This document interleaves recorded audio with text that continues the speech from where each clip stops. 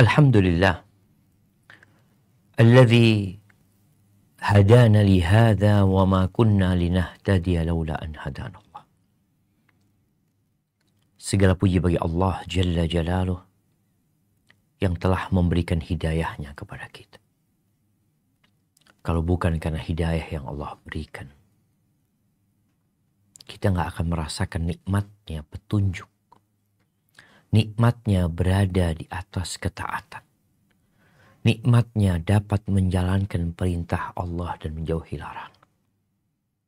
Kita melihat banyak orang yang beranggapan ketaatan sebagai kepahitan. Yang beranggapan berpegang teguhnya seorang dengan ajaran agama sebagai bentuk kemunduran. Padahal disinilah terletak kebahagiaan dunia dan akhirat. Maka semoga Allah menyempurnakan nikmatnya untuk kita, agar kita dapat menjalankan agama ini sesuai dengan apa yang Allah inginkan. Allahumma salli wa sallim ala abdika wa rasulika Sayyidina wa maulana Muhammadin wa ala alihi wa ashabihi ajma'in. Ya Allah, semoga salawat dan salam, berkah dan nikmat senantiasa Engkau curahkan untuk hamba kekasih-Mu, untuk baginda Nabi kita Muhammad alaihi salatu wassalam, yang beliau telah meninggal dunia. Iya, beliau tidak meninggalkan harta. Beliau tidak mewariskan emas dan perak. Yang beliau tinggalkan buat kita adalah ilmu. Barang siapa yang mendapatkan bagian dari ilmu ini, maka dia mendapatkan keberuntungan yang besar sekali. Semoga salat bersambung untuk keluarga beliau, untuk istri-istri beliau, untuk putra-putri beliau, dan untuk seluruh sahabat Nabi.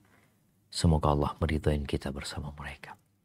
Amma ba'd, ahibati fillah, kembali kita melanjutkan kajian yang berkaitan dengan adab ta'am, adab-adab makan.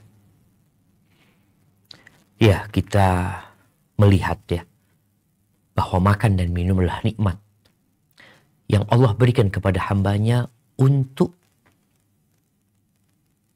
dapat melanjutkan kehidupan ini. Dan Allah tatkala memberikan nikmat ini, manusia sejatinya tidak dapat menghitung nikmat yang Allah berikan. Wa in ta'uddu ni'matallahi la tuhsuha. Oleh karena itu, diajarkan adab dan etika sebagai bentuk syukur terhadap apa yang Allah berikan. Mulai dari membaca basmalah di awal, di akhir memuji Allah Azza wa Jal, kemudian larangan mencela makanan, bahkan dianjurkan untuk memuji dan menyanjung makanan tersebut. Kemudian apa yang dikatakan oleh orang yang sedang puasa kalau dia diundang makan dan dia tidak ingin berbuka di tempat tersebut. Kemudian apa doa yang dibaca oleh orang yang diundang, atau apa yang dikatakan oleh orang yang diundang kalau ada yang mau ikut dalam undangan tersebut padahal dia tidak ada dalam undangan. Kemudian anjuran untuk memakan yang dekat dengan dia. Kemudian bagaimana Nabi SAW mendidik, memberikan pelajaran kepada orang yang tidak tahu adab makan. Kadangkala ada orang-orang yang punya tradisi dan budaya yang menyelisihi syariat. Maka Nabi SAW mendidik orang tersebut. Kita juga telah membahas larangan mengambil dua makanan sekaligus, dua kurma sekaligus, atau yang seperti kurma kalau dia makan bersama orang lain, kecuali dengan izin kawan-kawannya. Kemudian apa yang dilakukan atau dikatakan oleh orang yang makan tapi nggak kenyang-kenyang dia. Kemudian kita juga membahas tentang makan dari pinggiran wadah ya, dan dilarang makan dari tengah-tengah wadah makanan tersebut. Kemudian makruhnya makan sambil bersandar. Kemudian Pada pekan yang lalu kita membahas tentang dianjurkan makan dengan 3 jari dan dianjurkan untuk menjilati. Ini makan sampai bersih, menjilati tangan sebelum mengusapnya, bahkan menjilati tempat makanan yang dia makan dari sana. Dan hari ini kita masuk ke bab baru, bab 110, bab tentang bab takthiril aidi ala ta'am. Bab tentang memperbanyak orang untuk ikut makan bersama. Di saat banyak orang mikirkan diri sendiri, agama kita menganjurkan agar kita mengajak orang lain untuk makan bersama kita. Barakallahu fiik. Silakan dibaca. Bismillah. Hadis nomor 755. An Abi Hurairah radhiyallahu anhu qala Rasulullah sallallahu alaihi wasallam ta'amun isnaini kafi salasa wa ta'amun salasa kafil arba'ah muttafaq alaihi. Dari Abu Hurairah radhiyallahu anhu, ia mengatakan Rasulullah sallallahu alaihi wasallam bersabda, makanan 2 orang itu cukup untuk 3 orang dan makanan 3 orang cukup untuk 4 orang. Muttafaq alaihi. Baik, dibaca hadis selanjutnya.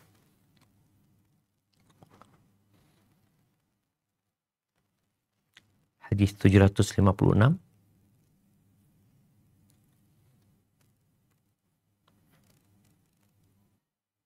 Nah, hadis nomor 756. Bismillahirrahmanirrahim. Wa an Jabiri radhiyallahu anhu qala sami'tu Rasulullah sallallahu alaihi wasallam yaqulu ta'amul wahidi yakfi ta'amul wahidi yakfi lisnaini wa ta'amul lisnaini yakfi arba'ah wa ta'amul arba'ati yakfi samaniyat. Rawahul Muslim. Dari Jabir radhiyallahu anhu, dari Nabi Shallallahu alaihi wasallam, beliau bersabda, makanan 1 orang cukup untuk 2 orang, makanan 2 orang cukup untuk 4 orang, makanan 4 orang cukup untuk 8 orang. Hadis riwayat Muslim. barakallahu fiik.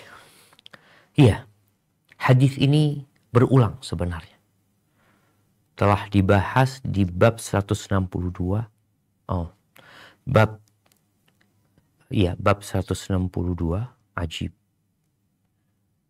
Atau di hadis nomor 565 ya, afwan. Di hadis nomor 565, dan di situ jelaskan bagaimana supaya berkah ya. Supaya orang makan berkah, supaya orang juga nggak bakhil ya. Kadang-kala kita mengundang orang, tapi makannya hanya cukup 5 orang. Maka jangan takut. Makanan 5 orang cukup untuk 2 kali lipatnya. Cukup untuk 10 orang. Makanan 1 orang cukup untuk berdua. Rasulullah Shallallahu Alaihi Wasallam menanamkan di diri para sahabatnya jiwa empati dan berbagi kepada orang lain.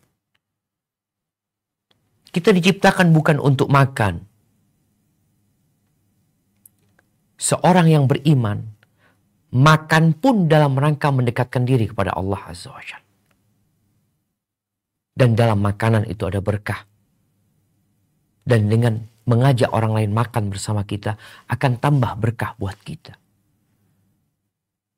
Tapi sebagian kita bakhil. Sebagian kita pelit. Dia mau makan hanya untuk dirinya sendiri. Dan ini juga anjuran bagaimana seorang muslim itu makan bersama. Terkadang kita mungkin ada acara-acara tertentu ya, yang makanannya nasi kotak atau nasi bungkus. Yang terkadang jumlah nasi bungkus itu 50 bungkus. Tapi yang ngantri 70 orang. Yakin yang 20 nggak dapat. Tapi seorang muslim, bagaimana dia mengajak yang tidak dapat untuk makan bersama dia. Yang terkadang dia mengatakan, aduh enggak, sudah afwan jazakallah buat antum lah. Antum katakan kepada dia hadis ini. Ya rajul. Nabi alaihi salatu wasallam mengatakan, ta'amul wahid lithnain. Makanan satu orang itu cukup buat 2 orang. Sehingga juga ketika orang itu mendengarkan hadis ini, dia nggak malu gitu. Dia tidak merasa makan haknya orang ini. Kenapa? Karena memang makanan satu orang cukup untuk 2 orang. Dan ketika makan di warung ya, kadang-kadang kita tanya, satu porsi umpamanya, satu porsi sesuatu kita tanya, ini cukup buat berapa orang? Oh cukup buat 4 orang. Ya sudah. Jangan 2 orang pesen itu. Pesen separuhnya umpamanya. Karena ada anjuran lagi kita makan sampai bersih dan habis. Habis dan bersih. Dan ketika antum makan bersama orang lain, ada yang bantu antum untuk makan sambil bersih. Daripada antum makan, ya antum makan 3/4-nya. Atau 4/5-nya antum makan, tapi sisanya antum buang untuk syaitan. Boleh jadi berkahnya dari situ. Baik, barakallahu fiik. Kita masuk ke bab baru. Bab 111 ini, bab yang berkaitan dengan adab minum. Kalau tadi bicara adab makan, minum pun ada adabnya. Nggak sembarangan. Makan dan minum ini adalah perbuatan yang terulang dalam setiap harinya. Orang tua yang tidak mengajarkan adab ini kepada anaknya ditakutkan itu jadi kebiasaan buruk buat dia yang sulit untuk dirubah. Kita pernah bahas anak yang makan dengan tangan kiri. Biasanya karena orang tua yang gagal mendidik anak. Anak-anak yang berantakan di luar rumah. Biasanya ada masalah di dalam rumahnya. Ada pola asuh yang kurang baik. Ada pendidikan yang mungkin tidak mempedulikan urusan akhirat anak-anaknya. Barakallahu fiik. Silakan dibaca. Hadis nomor 757. Bismillahirrahmanirrahim. An Anasin radhiyallahu anhu anna Rasulullah sallallahu alaihi wasallam kana yatanaffasu fi syarabi thalatha. Dari Anas radhiyallahu anhu bahwa Rasulullah sallallahu alaihi wasallam bernafas 3 kali ketika minum. Muttafaq alaih. Ya. Ini adab pertama yang disebutkan. Yaitu berkaitan dengan bernafas 3 kali di luar bejana. Di luar wadah minumnya. Dan dimakruhkan bernafas di dalam bejana. Kemudian ada adab berkaitan dengan menggilir bejana ke sebelah kanan ya. Ketika kita makan bersama orang banyak. Atau minum bersama orang banyak. Subhanallah, ini berkaitan dengan adab minum ini. Jadi ketika minum, Rasulullah SAW tidak langsung menghabiskan apa yang ada di bejana atau di gelasnya. Beliau minum namanya bismillah.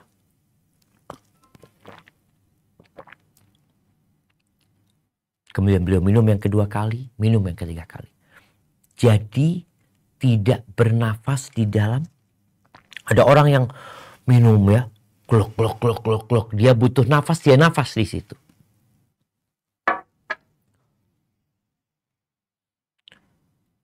Kenapa jamaah? Kalau bicara sebabnya, nanti akan disebutkan di mana orang ketika dia minum dengan 3 kali nafas, itu akan lebih nyaman buat dia. Lebih sehat. Biasanya orang yang kehausan itu perutnya panas. Kalau langsung disok ya. Disok itu dituangkan air yang banyak. Itu akan membahayakan dia. Tapi kalau sedikit-sedikit kemudian berhenti dia bernafas 2 kali. Jadi itu akan lebih nyaman dan dia tidak keselak ya. Dan akan lebih sehat buat dia. Hadis Anas bin Malik ini menceritakan bagaimana praktek Nabi SAW minum. 3 kali beliau bernafas. Baik, Kita akan baca hadis selanjutnya. Nah,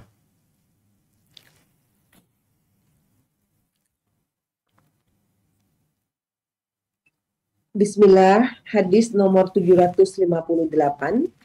Wa ani ibni Abbasin radhiyallahu anhuma qala Rasulullah sallallahu alaihi wasallam la tashrabu wahidan kasyurbil ba'iri walakin israbu mathna wa thulatha wa sammu idza antum syaribtum wahmadu idza antum rafa'tum.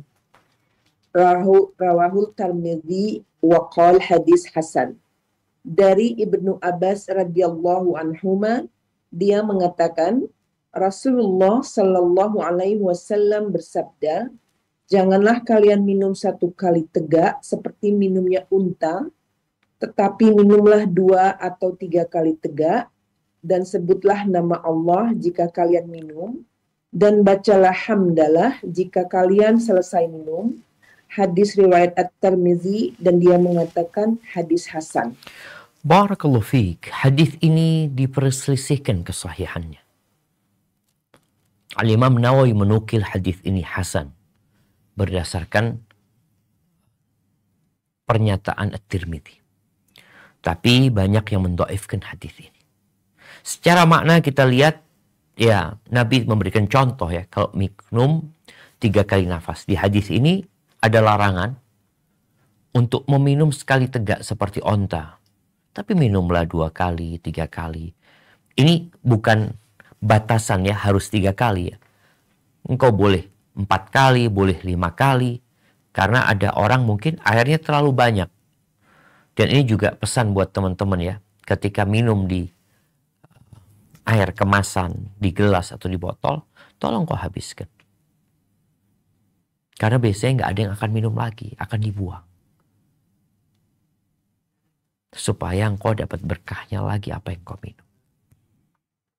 Jadi minumlah ya sesuai dengan kondisimu, tapi yang jelas kalau minum jangan 1 kali tegak. Nabi memberikan contoh alaihi salatu wassalam, beliau 3 kali bernafas. Namun tidak di dalam wadah air. Beliau minum, beliau lepas. Ana melihat ya, kalau orang yang bernafas di dalam gelasnya, di dalam botol, kadang-kadang kita lihat anak-anak itu kalau minum kan, dia, maaf anak-anak kita kadang-kadang belum bisa minum dengan mulut botolnya itu tidak di bibirnya. Kalau nggak bisa, paling enggak dia tidak memasukkan semua lubang itu ke mulutnya. Karena tatkala dia butuh bernafas, maka air yang di mulutnya itu akan masuk lagi ke dalam gelas atau ke dalam botol tersebut. Makanya kita ngelihat kadang-kala ada gelas yang tahu-tahu ada nasinya di dalam. Ada sisa makanan di dalam. Kok bisa? Tadi. Yang minum bernafas. Sehingga dia mengeluarkan apa yang dari mulutnya ke dalam wadah tersebut. Nabi alaihissalam menganjurkan untuk dijauhkan dari mulut kita. Minum lagi, dijauhkan lagi. Minum lagi, dijauhkan lagi. Seperti itu. Dan ini juga akan membuat minuman tersebut gak kotor. Apalagi kalau minumnya bareng-bareng. Nih, apalagi kalau minumnya bareng-bareng. Kau minum ya, dulu satu wadah itu, satu wadah susu ya, itu minum 10 orang. Gak seperti sekarang semua orang dalam satu gelas ya. Jadi bagaimana kalau orang itu ternyata bernafas di situ, yang menyebabkan minuman tersebut terkontaminasi dengan sisa makanan ada yang di mulut orang yang minum. Penyakit lagi. Selain membahayakan buat dirinya ketika dia bernafas dalam minuman tersebut, dia juga akan membuat orang lain jadi nggak nyaman gitu. Minum dari tempat tersebut. Barakallahu fiik. Baik. Namun sekali lagi hadis tadi dhaif ya. Barakallahu fiik. Nah, dilanjutkan.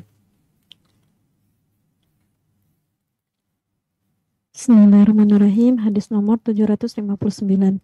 Wa an Abi Qatadah radhiyallahu anhu anna Nabiyya sallallahu alaihi wasallam naha ayyutanaffasa fil ina. Muttafaq alaih. Dari Abu Qatadah radhiyallahu anhu bahwa Nabi Shallallahu alaihi wasallam melarang untuk bernapas di dalam bejana.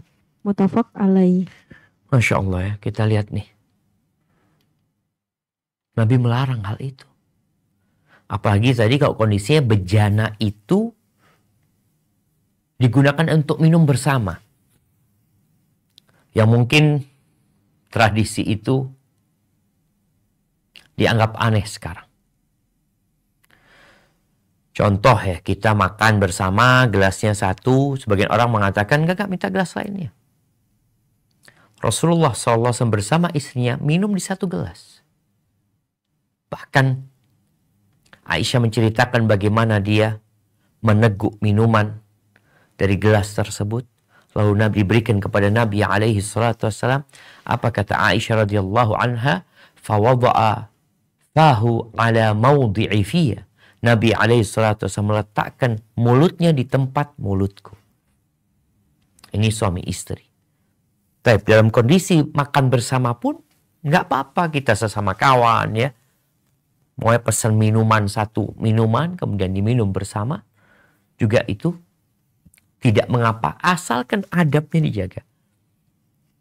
Jangan bernafas di dalam tempat air tersebut.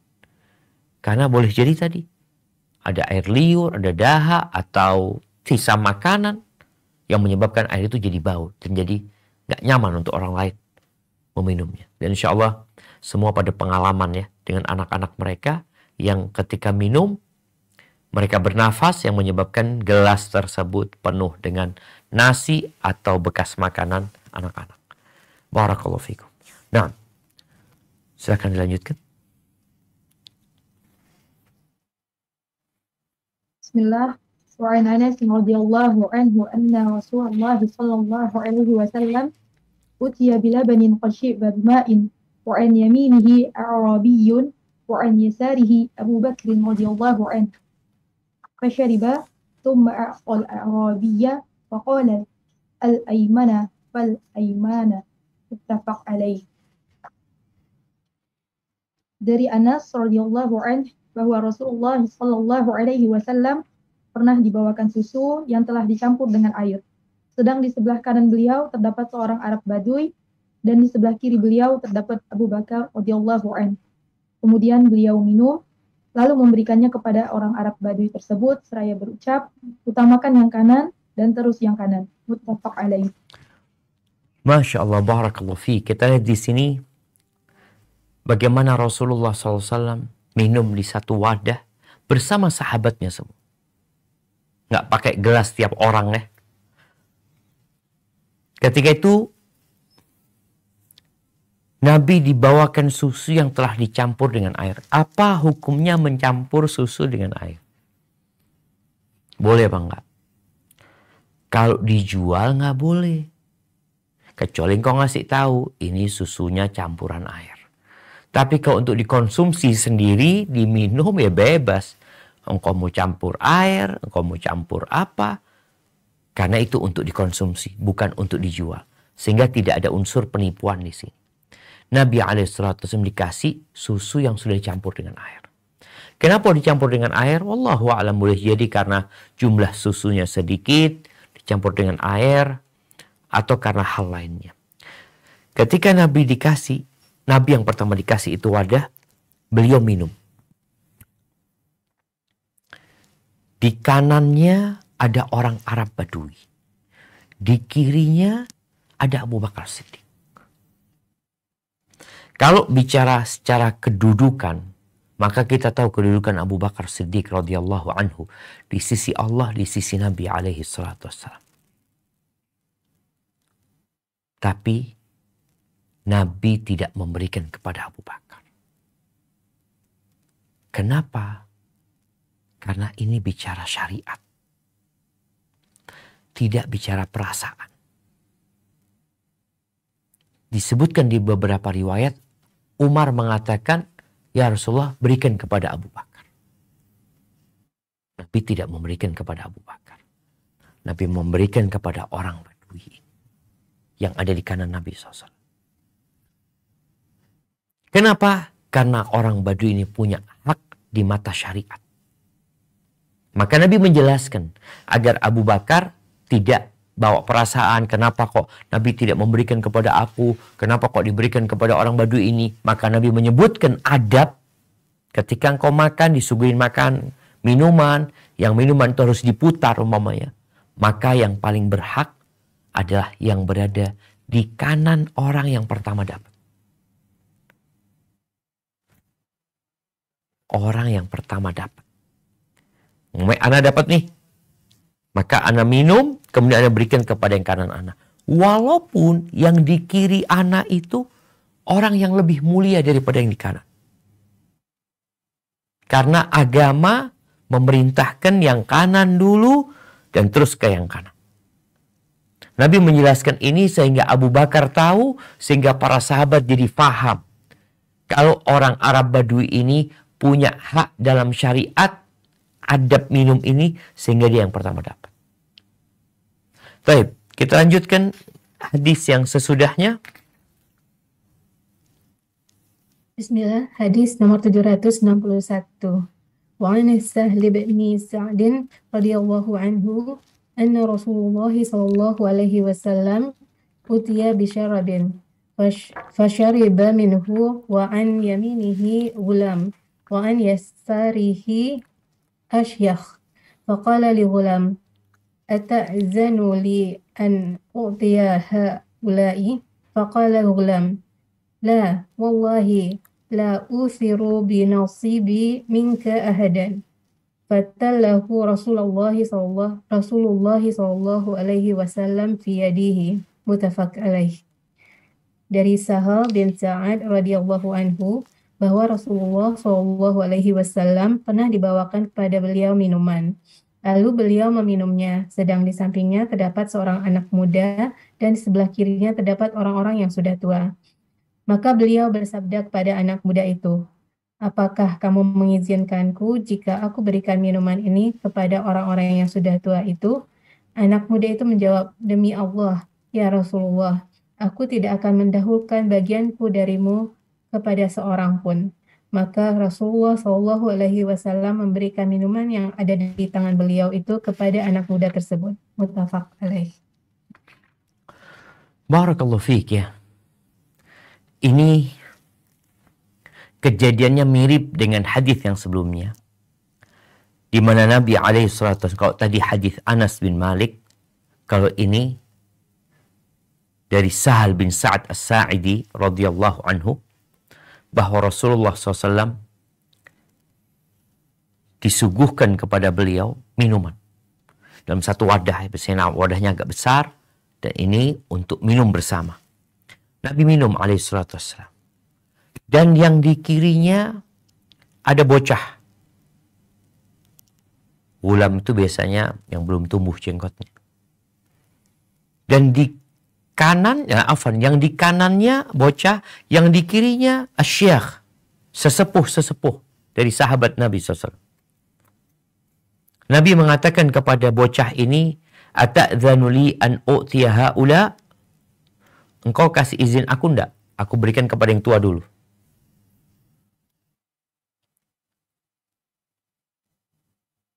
Pertanyaannya, kenapa waktu sama Badui Nabi nggak tanya? Nabi langsung memberikan kepada dia. Tapi di peristiwa ini Nabi bertanya. Para ulama menyebutkan Nabi tidak bertanya kepada orang Badui ini. Ya, semua tahu watak orang Badui yang kasar, yang kadang kala mereka nggak paham dengan aturan. Kalau dimintai izin, takutnya dia marah. Karena merasa kok dia direndahkan. Kok mau diberikan kepada lain, dengan anggapan dia nggak pantas mendapatkan langsung dari Nabi SAW. Maka Nabi tidak minta izin, Nabi langsung memberikan kepada dia. Inilah hikmah dalam berdakwah, hikmah dalam memberikan pelajaran kepada orang. Sedangkan di hadis yang diriwayatkan Sahal bin Sa'ad, yang di kanan Nabi yang bocah ini alaihissalam, itu adalah Abdullah bin Abbas. Disebutkan dalam riwayat, dia adalah Abdullah bin Abbas radhiyallahu anhu. Maka Nabi minta izin sama dia. Ini bicara hak secara syariat ya. Nabi minta izin. Namanya orang minta izin, kadang dikasih izin, kadang enggak. Apa kata Abdullah bin Abbas? La wallahi, enggak mau.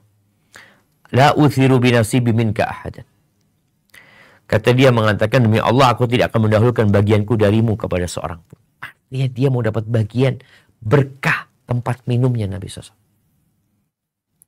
Dia ingin meletakkan mulutnya di tempat Nabi minum alaihissalatu wassalam. Dan para sahabat berlomba-lomba untuk kebaikan ini. Maka karena dia tidak memberikan izin, Nabi langsung memberikan minuman itu kepada dia. Dan dia pun meminum. Ini berkaitan dengan adab jamaah. Sebagian orang nggak tahu.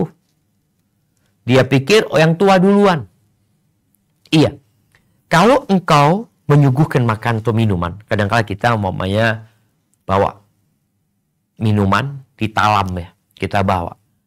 Nah, kalau kita masuk ke ruang tamu dan kita hendak menyuguhkan minuman, siapa yang kita kasih duluan? Yang di kananmu atau yang di kirimu? Maka engkau berikan kepada yang paling tua terlebih dahulu. Berikan kepada dia. Setelah engkau berikan kepada dia, engkau berikan yang kananmu, bukan kanan orang tua ini. Karena minumannya bukan satu wadah yang hendak diminum oleh orang tua ini, tapi tiap orang dapat satu gelas. Maka yang harus engkau lakukan, berikan kepada yang paling tua, kemudian yang di kananmu, yang di kanan. Walaupun yang di kanan orang tua ini di kiri dia lebih sepuh daripada yang di kirinya dia, tetap engkau memberikan kepada yang di kananmu. Kalau engkau yang membagikan minuman tersebut kepada setiap orang satu minuman. Jadi seorang muslim ketika belajar adab, maka dia akan menghargai orang lain dan orang pun akan tahu. Ketika umpamanya dia lihat, ini orang kok dikasih kepada yang kanannya, padahal aku lebih tua daripada yang di kanannya. Ternyata ada hak syariat yang diberikan kepada dia. Wa'ati kulladhi haqqin haqqah. Dan berikan hak kepada setiap pemiliknya, hak dia. Sehingga nggak ada lagi istilah baper, sakit hati ya. Karena kadang-kala orang ini jadi baper, jadi sakit hati karena nggak paham. Berapa banyak orang yang merasa dizalimin padahal dia yang menzalimin. Berapa banyak orang yang tersakiti padahal tidak ada yang menyakitin dia. Gara-gara dia tidak paham, tidak mengerti, dan nggak mau belajar. Baik, barakallahu fikum. Kita lanjutkan ke bab baru ya. Nah, silahkan. Bismillahirrahmanirrahim. An Abi Sa'idil Khudari radhiyallahu anhu qala naha Rasulullah sallallahu alaihi wasallam an ikhtinasi asaqiyati, yakni ang tuksaro afwahuha wa yusroba minha, muttafaq alaih. Dari Abu Sa'id Al-Khudri radhiyallahu anhu, dia bercerita, Rasulullah sallallahu alaihi wasallam melarang memecahkan tempat air, yakni mulutnya dipecah lalu dibuat minum darinya, muttafaq alaih. Baik. Ini berkaitan dengan minum dari mulut kendi kalau disebut ya. Jadi wadah minuman dulu itu ada yang dari kirbah. Di sini disebutkan kirbah itu biasanya terbuat dari kulit ya. Wadah air yang terbuat dari kulit ya, yang biasanya diikat mulutnya. Jadi kalau dibuka langsung itu akan kesemprot wajah dia atau minumnya pun tidak. Maka biasanya dia ikhtinas ini mungkin sebagian menerjemahkan dipecahkan, sebagian menerjemahkan bukan dipecahkan tapi memang dikecilin, dipegangin supaya dia jadi lembut sehingga minumnya nyaman. Adapun asqiya, tempat wadah minum yang di sini diterjemahkan kendi ya, boleh jadi itu ada jarrah, mungkin minuman wadah minum yang dari tanah, mungkin berupa kendi ya, kendi-kendi yang ada yang besar ada yang kecil. Bagaimana minum dari mulutnya? Asy-Syaikh Ibn Utsaimin rahimahullahu taala Bentar akan bacakan bagaimana penjelasan beliau. Beliau menyebutkan di antara adab minum itu, tidak minum dari mulutnya qirbah. Qirbah itu tadi wadah minuman yang dari kulit, atau siqa, atau wadah minuman boleh jadi yang dari jarrah, dari tanah. Bisa di siqa itu wadah yang lebih kecil. Nabi alaihissalatu wassalam melarang itu karena hikmah. Apa yang pertama beliau sebutkan? Wal hikmah min hadha anna al-miyaha fima sabaq laysat bitilkal miyahin nadhifah. Dulu air itu enggak sebersih sekarang yang udah difilter ya, sehingga sangat bersih sekali. Biasanya ketika air itu dimasukkan ke wadah minuman itu, di dalamnya ada hal-hal yang mengganggu sebenarnya.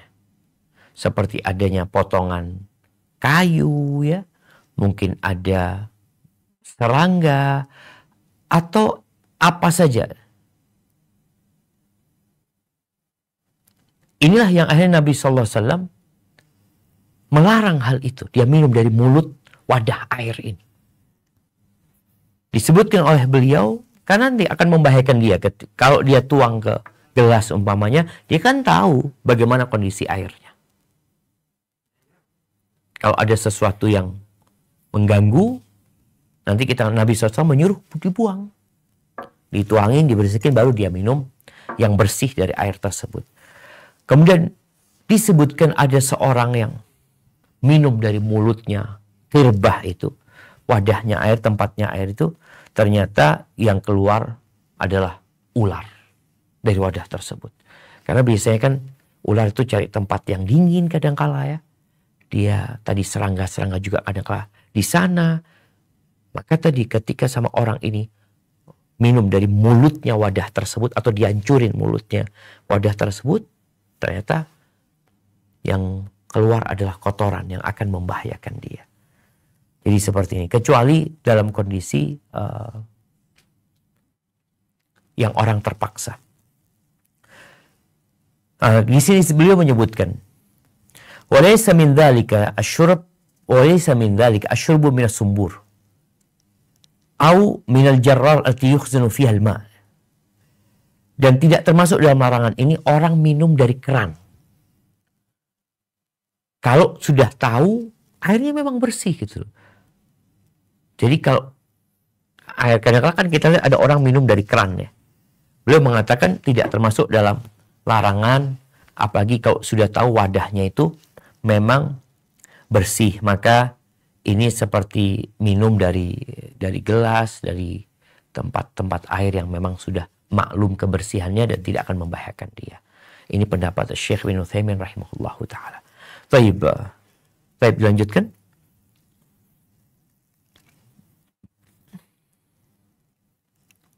Hadis nomor 763.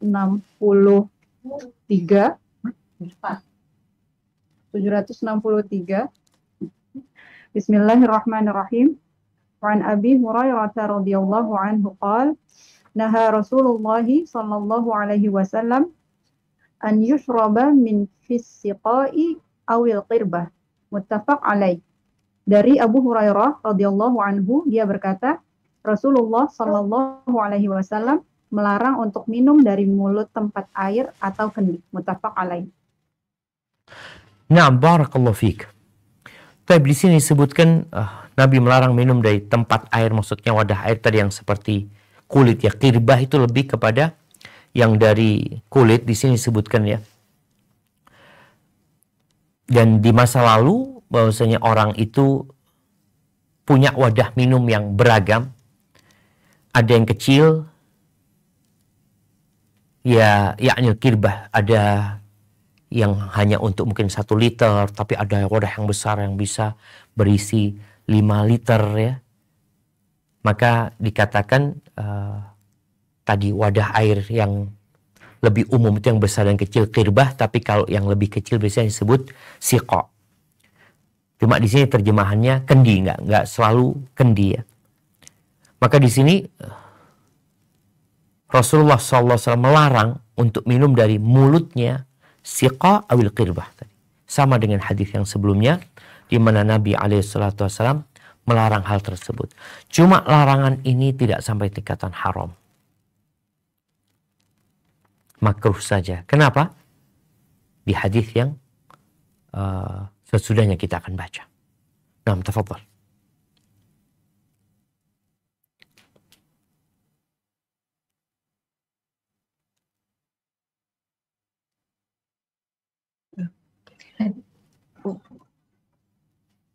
Inilah hadis nomor 764. Wa ana ummi sabitin kabsyata binti sabitin ukhati Hassana bani sabitin radhiyallahu anhu wa anha qalat dakhala alayya Rasulullah sallallahu alaihi wasallam wa syariba min fi kirabatin mu'allaqatin qa'imah Fakumtu ila fiha faqata'tuh. Rawahu Tirmizi wa qala hadisun hasan wa sahih. Dari Ummu Sabit Kabsyah binti Sabit, saudara perempuan Hasan bin Sabit radhiyallahu anhu, dia berkata, Rasulullah shallallahu alaihi wasallam pernah masuk rumah dan menemuiku. Lalu beliau minum dari mulut kendi yang tergantung sambil berdiri. Kemudian aku bangkit mendekati geribah itu, kemudian mematahkannya. Diriwayatkan At-Tirmizi dan dia mengatakan bahwa hadis itu hasan sahih. Barakallahu fiik ya. Tayyib, sebelumnya ana minta coba ditampilkan yang namanya geribah karena terjemahan kendi itu tidak tepat ya. Di mana kendi itu diikat ya, sesuatu yang sulit. Nah, tolong ditampilkan yang namanya girbah. Di sini disebutkan geribah. Coba Anda lihat geribah apa di Indonesia. Ya, sudah bisa ditampilkan?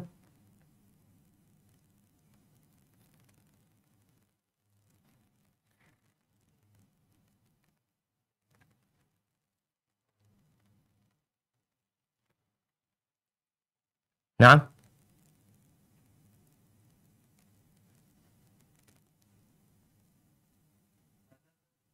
iya, satu tadi yang Tayyib yang dari kulit, bentar. Yang di Wikipedia bisa dilihatin?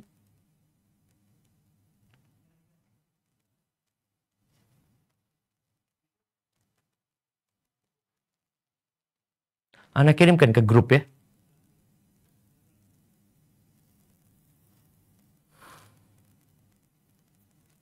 Nah, Tayyib di sini sambil menunggu. Tayyib, kita bisa melihat ya. Ini yang namanya geribah. Di mana ya kalau sekarang mungkin sudah lebih canggih ya. Mulutnya itu sudah dikasih sesuatu yang membuat dia jadi keras. Kita lihat bisa ditutup. Ada yang dulu diikat aja gitu loh, mulutnya itu. Baik, di sini coba kita baca hadisnya dari Ummi Thabit Kabsyah binti Thabit ukhti Hassan bin Thabit radhiyallahu anhu wa anha. Dia berkata, suatu hari Rasulullah SAW pernah masuk ke rumah menjumpaiku. Kemudian beliau fasyariba min fi qirbatin mu'allaqatin qa'iman. Lalu beliau minum dari mulut kendi yang tergantung. Ini bukan kendi, girbah. Tadi apa bahasa Indonesianya ya? Ada nggak bahasa Indonesianya? Coba dicari teman-teman. Bahasa Indonesianya girbah ini, karena di sini disebutkan kendi. Cuma atau mungkin ana yang salah. Ana yang salah boleh jadi. Boleh jadi kendi itu juga wadah yang terbuat dari kulit. Kendi.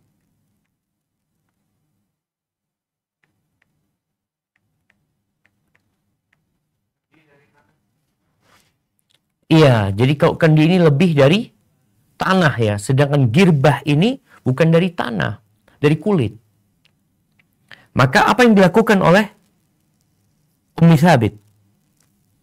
Ketika dia lihat Nabi SAW ini minum dari mulut geribah, disebutkan geribah. Yang jelas mudah-mudahan semua paham, ini bukan kendi maksudnya. Yang tergantung beliau minum sambil berdiri. Di sini juga para ulama menyebutkan diperbolehkannya minum dengan berdiri ketika ada keperluan untuk itu. Karena ini digantung, nggak bisa diturunin. Ya udah beliau minum di mulut geribah tersebut. Ini menunjukkan larangan minum dari mulut geribah atau qirbah tadi nggak sampai tingkatan haram. Ummu Thabit melihat itu setelah Nabi minum, maka dia potong mulutnya itu. Kenapa? Untuk cari berkahnya Rasul Sallallahu Alaihi Wasallam. Ya, faqata'tuhu, faqumtu ila fiha, aku berangkat ke mulutnya girbah tersebut, aku potong. Karena ada bekas mulut Rasulullah Sallallahu Alaihi Wasallam. Jadi ini adab minum dari mulut geribah itu. Kalau tadi disebutkan yang berkaitan dengan mulutnya yang dipecahkan ya, boleh jadi kalau memang ada sesuatu yang membuat mulutnya itu besar, karena orang nggak mungkin minum dari itu, dipecahin supaya jadi kecil ya. Atau kalau memang dia itu dari kulit, nggak ada moncongnya, maka dia biasanya akan pelan-pelan ketika membukanya. Tapi yang jelas di sini disebutkan bahwa Rasulullah SAW minum dari mulut geribah tersebut, kemudian Ummu Thabit memotong mulutnya itu untuk diambil berkahnya dari Nabi kita Muhammad alaihi salatu wassalam. Ya, Masya Allah, di sini bisa dilihat di halaman 158 ya. Ya, bisa ditampilkan.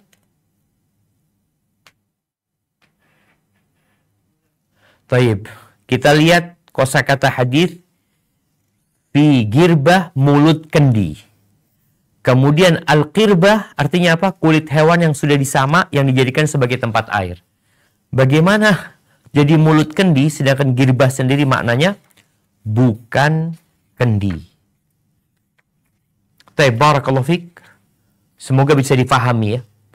Cuma beliau tadi, Syekh bin Utsaimin rahimahullahu ta'ala, mungkin hal itu tidak berlaku di masa sekarang ini, kecuali dengan kondisi wadah-wadah air yang tidak diketahui isinya. Kalau Syekh Utsaimin mungkin menyebutkan minum dari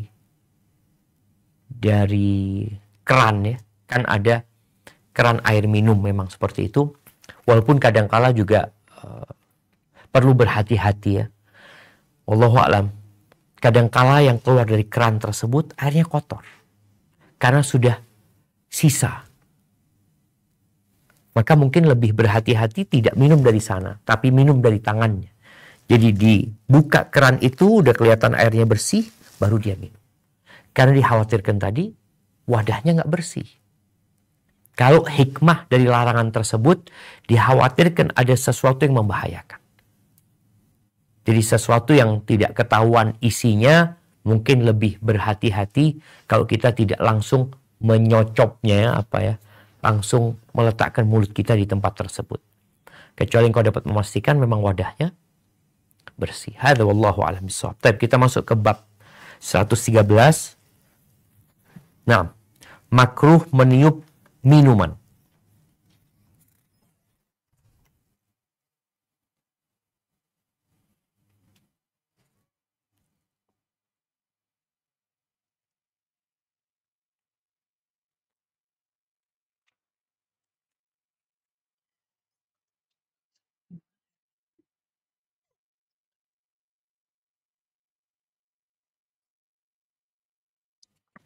Bismillah.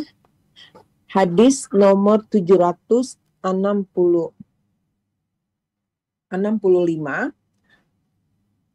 An Abi Sa'idil Khudriyya radhiyallahu anhu anna Nabiyya sallallahu alaihi wasallam naha anin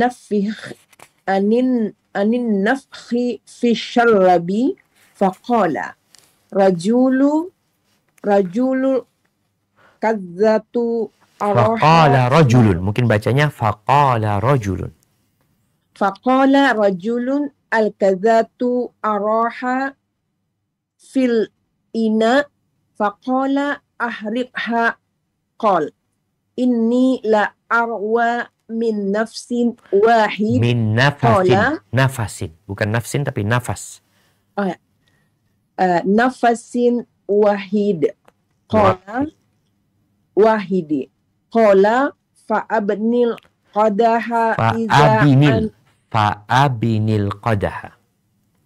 fa'abinil qadaha izan an fika rawahul Tirmizi wa qal hadis hasan sahih.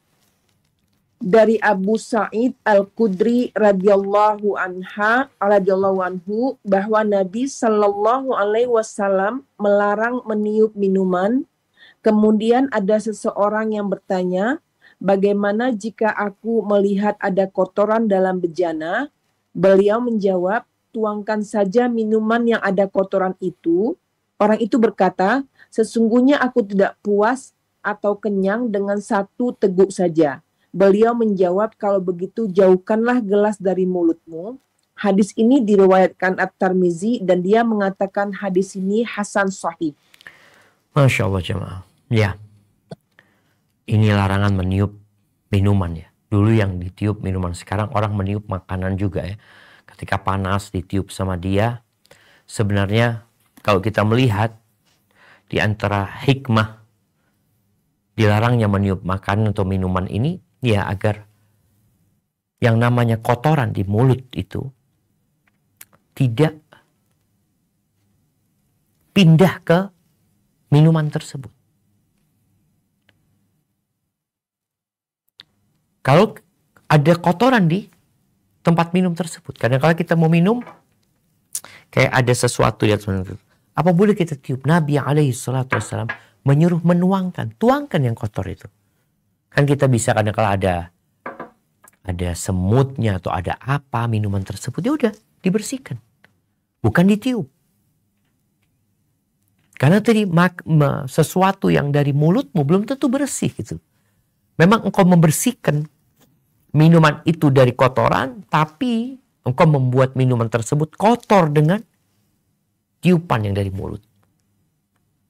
Kemudian ini ada sahabat yang tadi mengatakan, aku nggak cukup seteguk itu. Dia mau minum beberapa teguk. Kata Nabi SAW, boleh, tapi jauhkan wadah airnya. Artinya engkau bernafas di luar wadah, kemudian engkau minum lagi. Itu adabnya seperti itu. Barakallahu fiik. Baik, dilanjutkan. Alhamdulillah. Bismillah, hadis nomor 766. Wa ani bani Abbasin radhiyallahu anhuma anna nabiyya sallallahu alaihi wasallam naha an yutanafasa fil ina'i au yunfahu fihi. Rahul Tirmizi wa qala hadisun hasan sahih. Dari Ibnu Abbas radhiyallahu anhuma bahwa Nabi sallallahu alaihi wasallam melarang bernapas di dalam bejana atau meniup ke dalamnya. Diriwayatkan At-Tirmizi dan dia mengatakan hadis ini hasan sahih. Masya Allah. Ya, kalau tadi adalah hadis Abu Sa'id Al-Khudri radhiyallahu ta'ala anhu. Di sini hadis Abdullah bin Abbas radhiyallahu ta'ala anhuma, bahwa Nabi alaihissalatu melarang dua hal. Yang pertama, bernafas di dalam minuman, di dalam wadah minuman. Yang kedua, meniup minuman tersebut. Sebagian berpendapat bahwa larangan meniup itu lebih parah daripada larangan bernafas. Karena ketika engkau meniupkan, ya sudah, entah bakteri atau virus yang akan pindah ke sana. Kemarin tatkala COVID-19 kita lihat bagaimana orang itu disuruh pakai masker. Agar nafas dia tidak pindah ke orang lain. Bagaimana ketika dia meniup itu langsung pindah ke sana. Maka semoga adab ini bisa kita praktekkan dalam kehidupannya. Bukan hanya menjadi wacana, tapi menjadi sesuatu yang mendampingi kita. Karena makan minum ini adalah kebutuhan kita sehari-hari. Sehingga Allah berkahin kita. Karena kita cara makannya, cara minumnya sesuai dengan yang diajarkan oleh Rasulullah SAW. Mana yang diperintahkan kita jalankan, mana yang dilarang kita tinggalkan.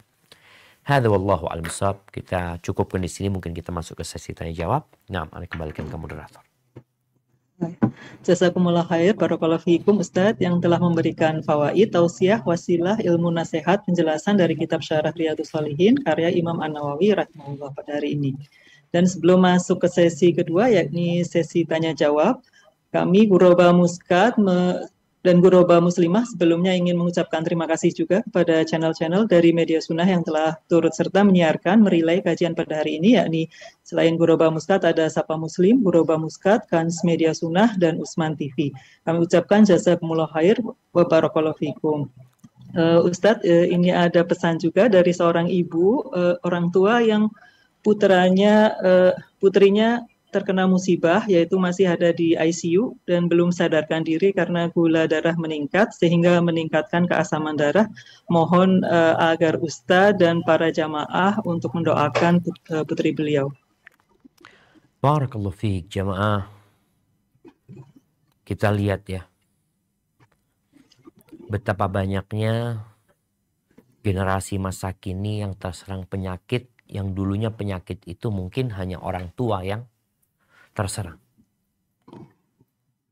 Kita melihat ada yang mungkin tadi ya, ada yang gula darahnya tinggi, ada yang gagal ginjal di umur yang masih, yang dalam pandangan orang ginjalnya seharusnya masih bagus gitu ya.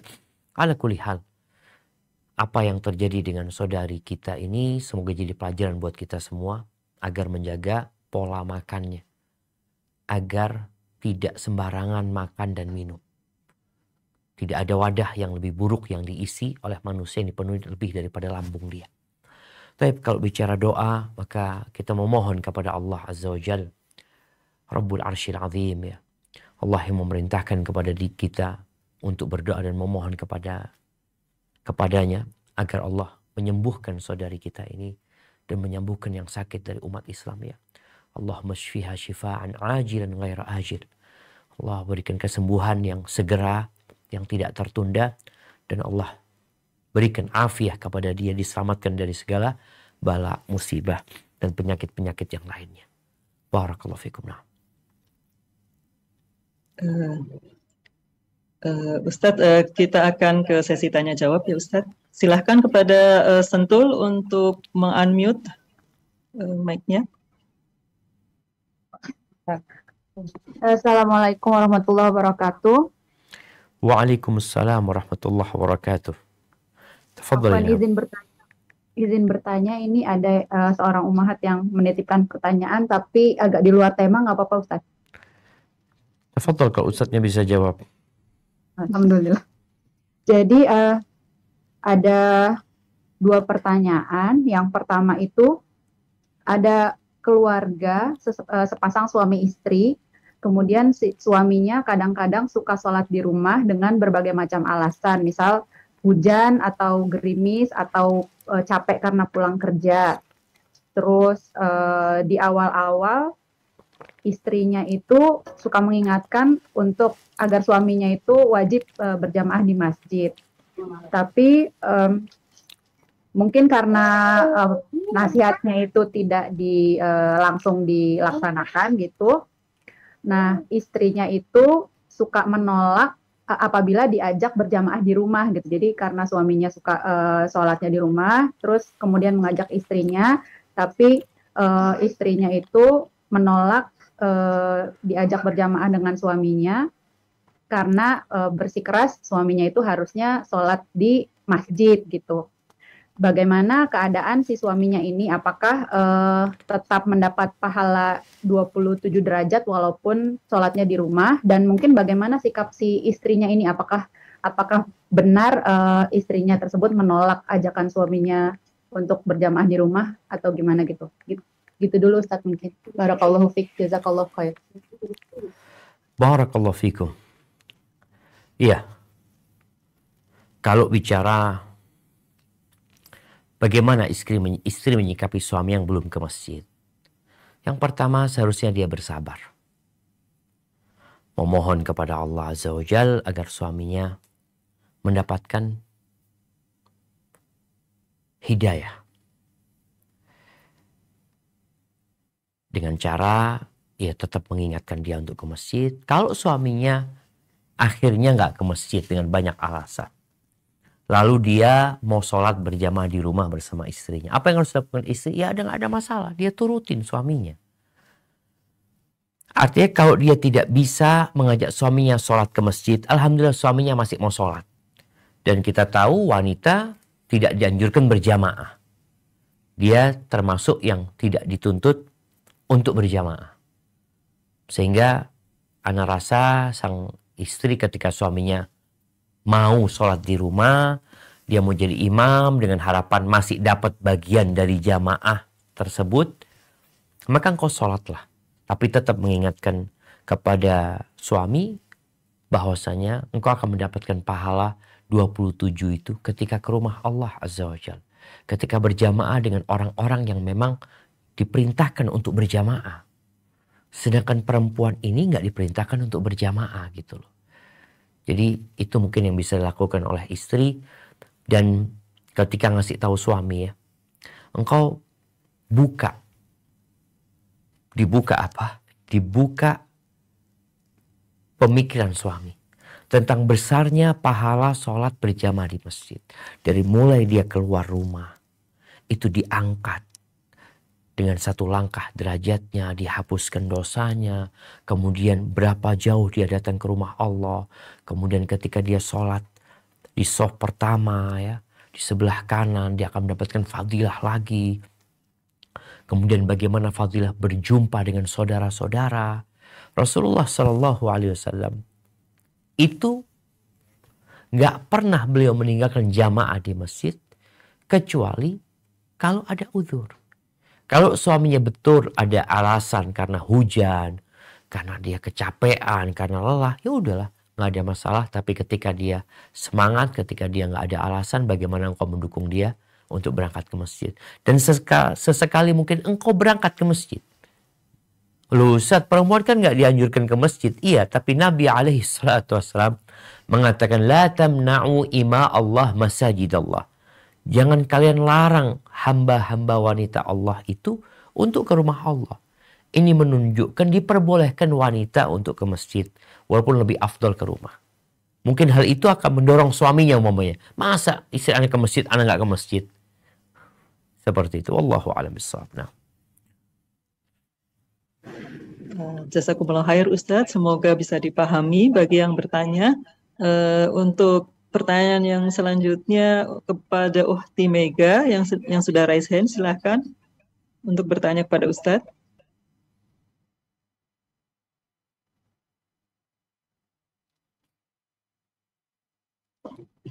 Uhti Mega.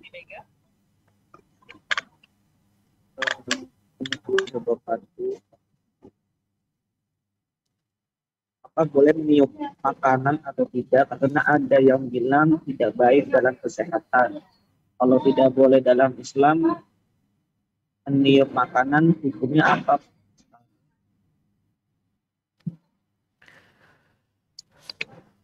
Nah, barakallahu fiik.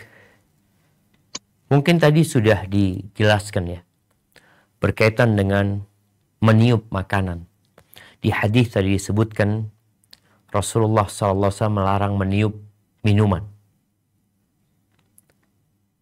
Karena memang mungkin pada masa itu yang biasa ditiup itu minuman.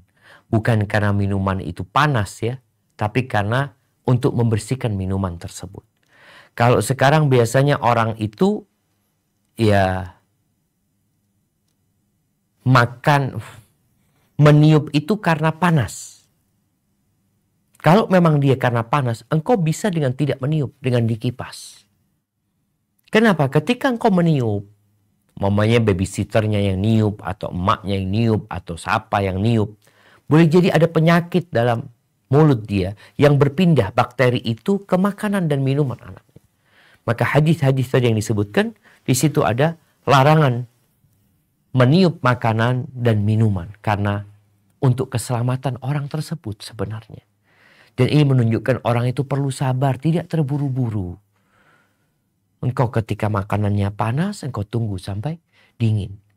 Atau kalau dulu ya, Masya Allah, kita diajarin sama ibu kita, kalau makanannya panas itu, biasanya kita suruh pinggirin ya. Suruh pinggirin, taruh di pinggir atasnya piring itu, supaya dia lebih dingin, cepat dingin, kemudian kita mulai makan dari pinggir-pinggirnya tersebut. Hadza wallahu a'lam bissawab. Na'am. Jazakumullah khair Ustadz atas jawabannya. Untuk selanjutnya Uhti Evi untuk membacakan pertanyaan dari jamaah Zoom. Jazakillah khair Uti Kurnia. Ini ada titipan pertanyaan Ustaz. Assalamualaikum warahmatullahi wabarakatuh. Bismillah.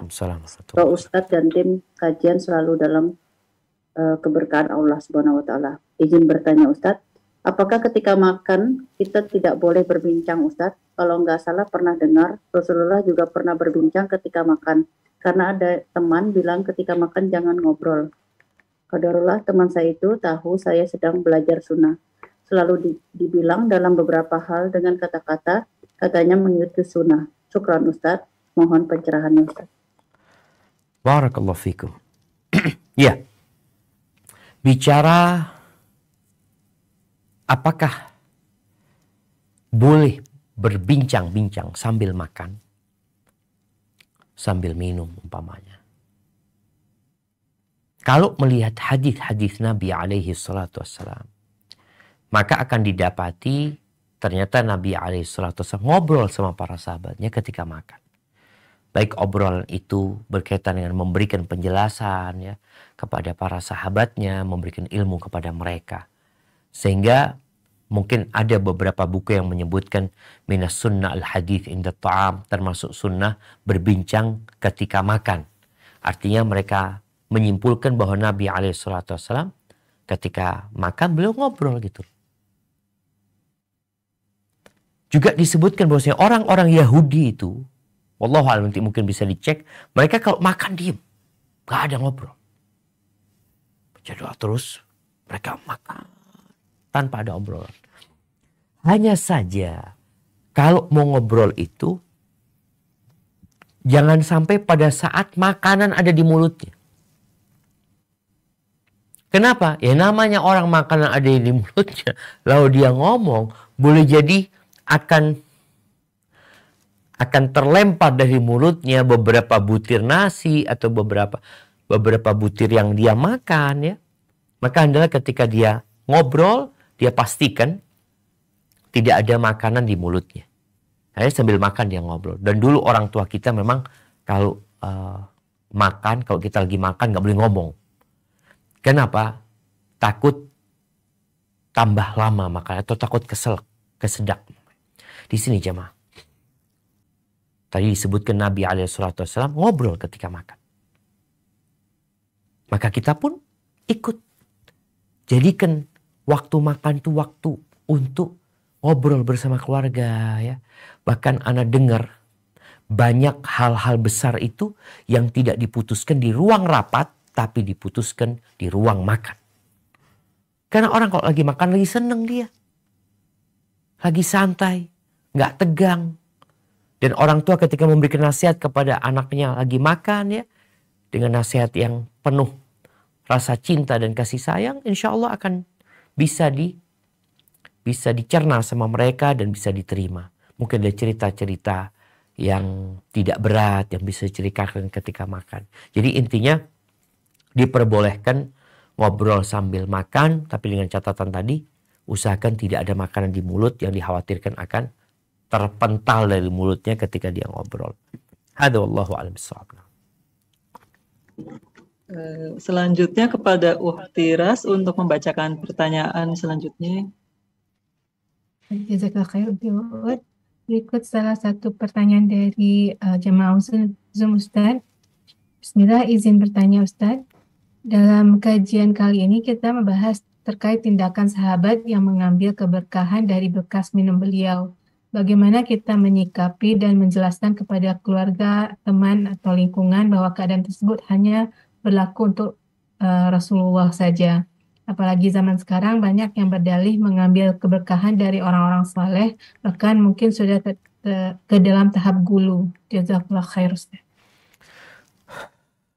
Nah, barakallahu fiik ya, berkaitan dengan tabarruk dengan athar Nabi SAW, itu jelas-jelas disyariatkan. Karena kita melihat bagaimana para sahabat bertabaruk dengan bekas makannya Nabi, bekas minumnya Nabi SAW, dengan rambutnya Rasulullah Sallallahu Alaihi Wasallam, dengan sandalnya Nabi, dengan bajunya Nabi Alaihi Salatu Wassalam ya. Dan insya Allah semua ma'ruf dengan hal itu. Namun apakah hal itu dapat dikiaskan dengan orang-orang soleh ya? Memulai tabaruk dengan atharnya, dengan bekasnya seorang ustadz, seorang kiai. Jadi memang ada khilaf di antara para ulama tentang masalah ini. Sebagian mengatakan tabarruk itu ya hanya dengan Nabi SAW. Sebagian mengatakan boleh bertabarruk dengan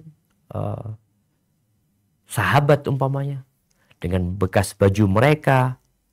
Namun wallahu a'lam bishawab ya.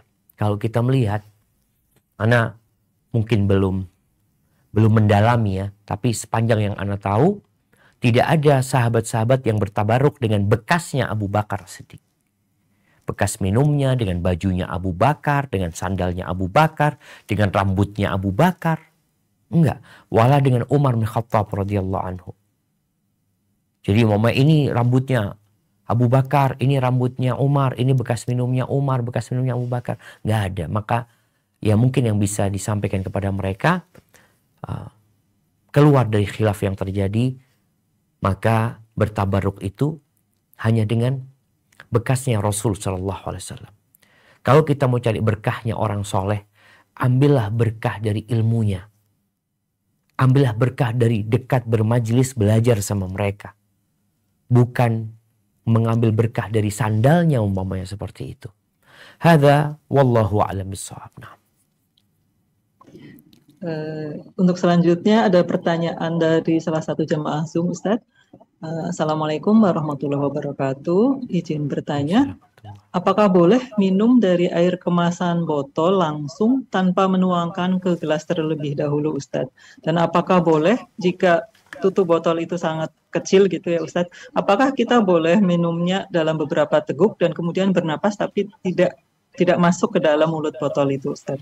Yang kedua, pertanyaannya tentang jika makanan yang kita makan tidak habis, apakah ketika kita memberikannya kepada hewan peliharaan, misalnya kucing atau ayam atau bebek gitu, Ustaz, apakah kita masih mendapatkan berkahnya, Ustaz? Jazakumullah khair, barakallahu fikum. Masya Allah, barakallahu fikum. Iya jemaah, ini ada beberapa pertanyaan yang berkaitan dengan meminum dari botol, dari minuman kemasan yang sudah jelas, aman, nggak ada masalah. Dia minum langsung dari tempat tersebut tanpa harus dituangkan. Tadi yang dikhawatirkan kan ada sesuatu di dalam tempat ini, sehingga kita nggak tahu dan membahayakan kita. Tadi keran kita, walaupun Syekh bin Utsaimin umpamanya, ya kalau memang dipastikan tempatnya bersih, minum dari keran langsung nggak ada masalah gitu. Tapi kalau khawatir, kadang-kadang kan ada yang wadah airnya sudah kotor gitu ya, sudah berlumut ini dan itu. Ketika kita lihat, ternyata kotor, maka itu lebih berhati-hati. Tapi kalau bisa dipastikan, maka nggak ada masalah. Tadi dari botol, wadah kemasan yang sudah dipastikan tempatnya bersih dan aman ya. Kalau bicara minum dari tempat yang kita bernafas tapi tidak masuk ke tempat air tersebut, intinya tadi, jangan sampai bernafas di tempat makan, di tempat minum itu yang nafasmu masuk ke sana. Kalau nafasmu nggak masuk, insya Allah aman. Pertanyaan yang ketiga, berkaitan dengan memberikan makanan kepada ayam. Ayam itu makanannya murah. Kau belikan dedak ya, kau belikan fur ya, murah makanan dia. Ketika engkau berikan makanan dia nasi, Masya Allah, yang seharusnya engkau yang memakannya, engkau berikan ke ayam. Apakah engkau akan mendapatkan berkahnya? Wallahu a'lam, bisa jadi berkahnya di situ yang kau berikan kepada ayam. Ayam yang mendapatkan berkah dan engkau tidak mendapatkan. Jadi usahakan memang orang itu, ya kalau bicara mubadzirnya, ada mungkin makanan yang sudah tidak dimakan. Mungkin ada orang yang ketika masak kebanyakan. Ya sudah, mau dikemanakan, udah berikan kepada ayam, kepada binatang. Tapi kalau makanan yang engkau makan, engkau ngambil, engkau makan, maka engkau habiskan. Kalau sisanya mungkin yang di tempat beras ya, atau yang di wadah yang memang mungkin rencana makan buat 5 orang, ternyata anggota keluarga nggak datang semuanya, sehingga makan itu berlebih. Maka itu berikan kepada ayam, nggak ada masalah. Tapi kalau yang engkau ambil, kau habiskan dan kau bersihkan. Karena kau nggak tahu berkahnya di mana. Ada orang ngambil nih buat dia, ada 10 orang ngambil. Ya setiap orang akan dapat berkah di tempat dia. Maka itu yang dihabiskan. Hadza wallahu a'lam bissawab. Masih bisa berapa pertanyaan lagi, Ustaz? Mungkin bisa 3 pertanyaannya, insyaallah ya. Oke. Silakan kepada Uni Ida untuk unmute.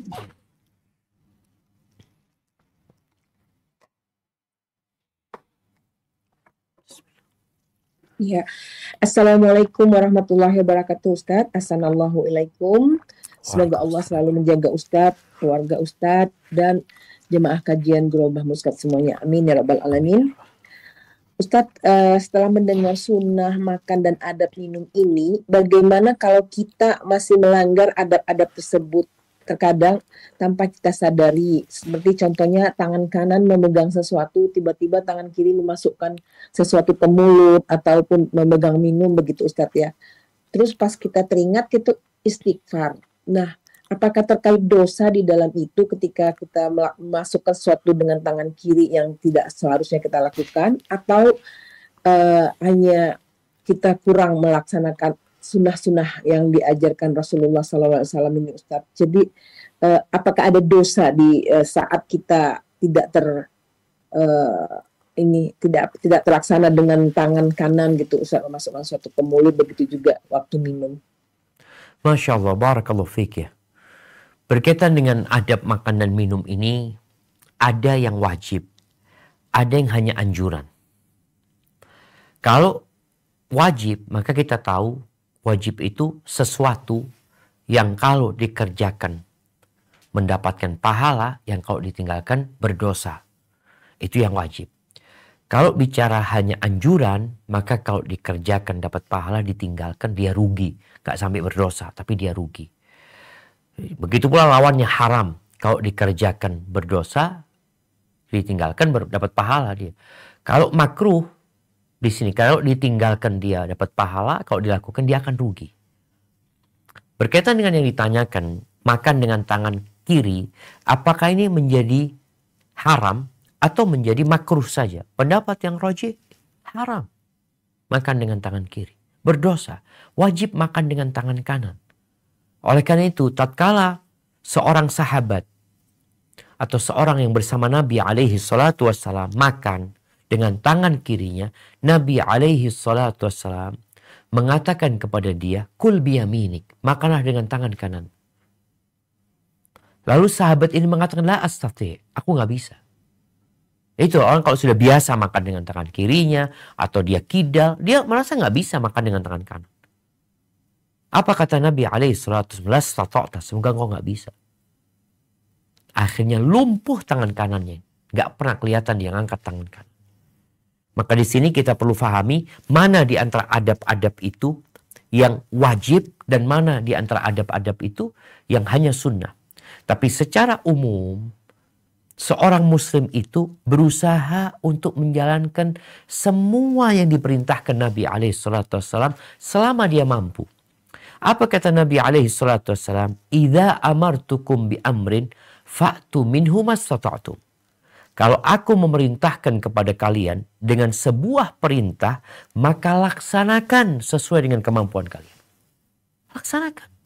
Nggak mampu ya udah mau gimana? Orang tangan kanannya sakit, nggak mampu dia makan dengan tangan kirinya.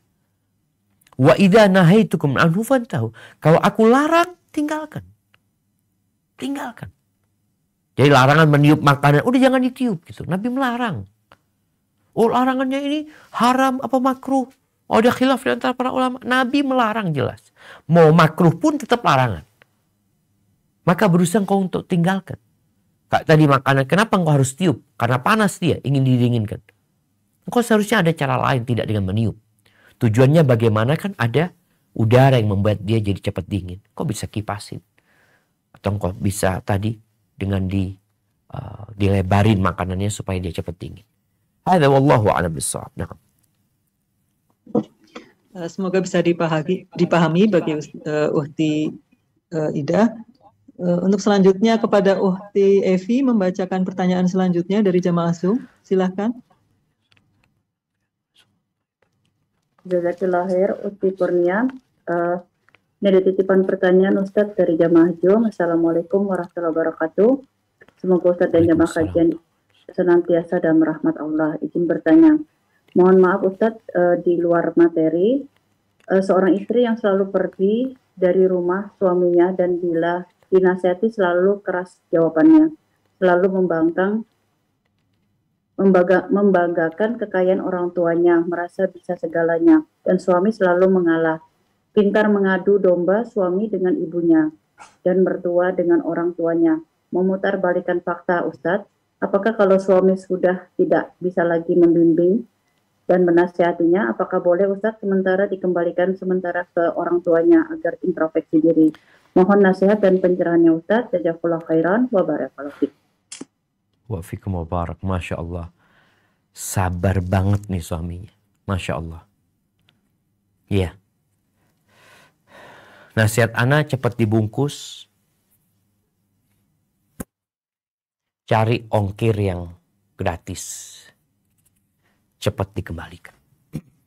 Kalau betul yang engkau sebutkan, dia melakukan perkara-perkara yang merupakan dosa besar. Dan engkau sudah berusaha untuk memberikan arahan kepada dia. Nasihat ana, ada 3 tahapan sebenarnya yang dianjurkan oleh Allah Azza wa Jalla. Yang pertama memberikan nasihat. Setelah dikasih nasihat gak mau, pisah ranjang. Engkau sudah lakukan itu apa belum? Karena ada perempuan yang merasa gak butuh sama suaminya. Mau pisah ranjang, mau apa, dia gak peduli. Yang ketiga memang dipukul, tapi tidak dengan memukul yang mememarkan atau mematahkan tulang ya, enggak. Tapi sekarang mungkin akan berurusan dengan urusan hukum ya, tatkala kita memukul. Maka mungkin yang engkau niatkan itu baik. Kalau memang dia sudah melakukan perbuatan-perbuatan yang membuat rumah tangga jadi gak karu-karuan ya. Karena tujuan rumah tangga itu sakinah, mendapatkan kedamaian, mendekatkan diri kepada Allah bersama. Tapi kalau seperti itu nasihat ana udah engkau kembalikan kepada orang tuanya. Talak dengan talak 1, karena talak itu ada talak 1, talak 2. Dan sebenarnya tadi ketika ditalak 1 gak harus keluar dari rumah, tetap di rumah. Tapi sudah engkau ceraikan. Tapi kalau engkau merasa keberadaan dia di rumah tadi malah membuat kondisi rumah tidak kondusif dengan omongan dia, dengan ya tadi dengan bangkangan dia, maka nggak apa-apa dikembalikan ke rumahnya, dikembalikan ke rumah orang tuanya, ditunggu sampai masa iddahnya selesai. Sebelum selesai, kalau engkau lihat ada perubahan, engkau mau rujuk, engkau rujuk. Seperti itu. Hadza wallahu a'lam bishawab.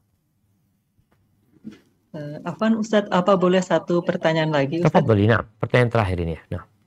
Oh iya, baik Ustadz.